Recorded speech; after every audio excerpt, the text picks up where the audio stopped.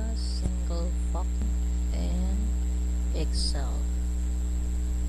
So now we will click this data and then data analysis.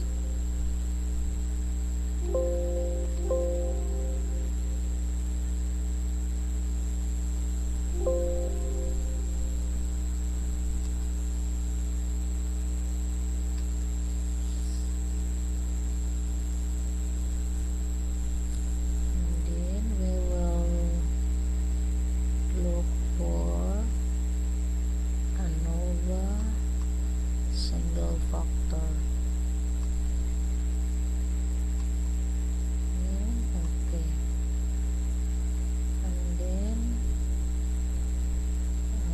let's put input range. Let's click here, this one and this three group. Okay. Look. Automatically. Then this one, and then let's see levels in the first row, and okay, yes, this one, this is ANOVA single factor.